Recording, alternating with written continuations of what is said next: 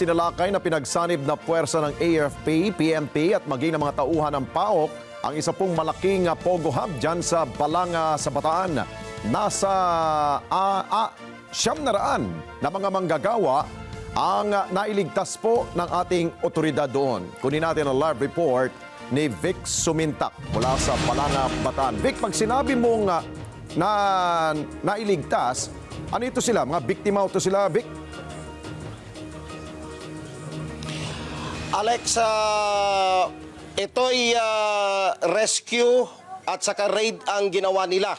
Ang termino kasi na ginagamit ngayon ng mga otoridad kasama na itong pinagsanib na puwersa ng Special Forces ng Armed Forces of the Philippines, ng PNP-CIDG at saka ng mga operatiba ng PAOK ay raid at rescue operations. Dahil Alex, matapos ang kulang-kulang 4 na oras na paglalakbay mula doon sa aming rendezvous area sa Marilao, Bulacan, naglakbay kami ng mahigit kulang-kulang 4 na oras.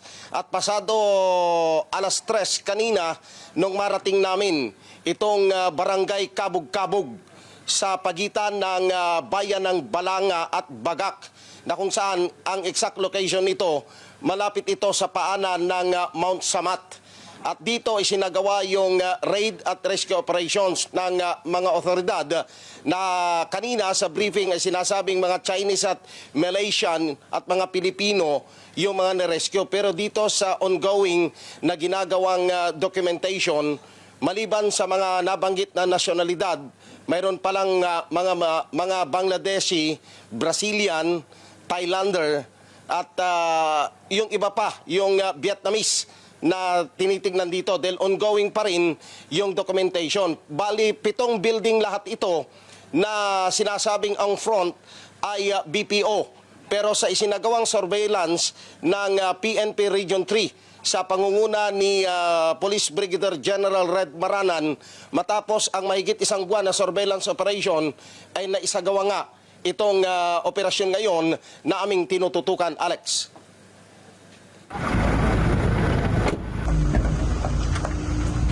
Nagsagawa ng raid at rescue operations ang pinagsanib na puwersa ng Armed Forces of the Philippines, Special Forces at Philippine National Police Criminal Investigation and Detection Group at Presidential Anti-Organized Crime Commission sa isang malaking pogo hub sa barangay Kabog-Kabog, Balanga, Bataan.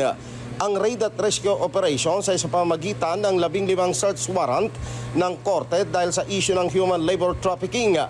Na-rescue ang 300 na mga dayuhan na kinabibilangan ng Malaysian at Chinese nationals at 600 mga Pinoy. Sinabi ni Winston Casio, spokesperson ng PAOK, ang establishmento ay pag-aari ng Kamaya Land Development Centro Park bilang business process outsourcing, subalit ginawang pogo hub nang walang permit mula sa PAGCOR. The company's share is under Central Park, Central 1, Bataan ang may-ari po nito. Itong property po na ito, ang nagmamay-ari po nito, di umano ay Kamaya Land Development.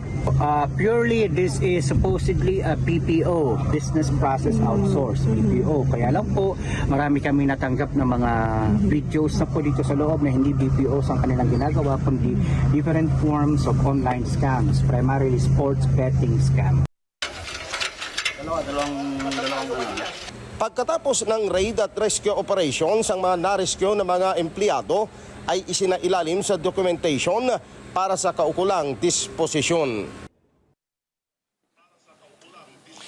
Alex, ang ginagawa ngayon dahil katatapos lamang na bumuhos ang malakas na ulan dito sa aming kinalalagyan, ongoing pa rin yung documentation. Nung inikot namin itong 7 building, maliban doon sa mga dormitory na tinatawag nila kung saan nakatira itong mga empleyado, complete amenities ito. May mga recreation center, mayroon ding kumbaga parang pinaka-kantin na kinakainan itong mga empleyado.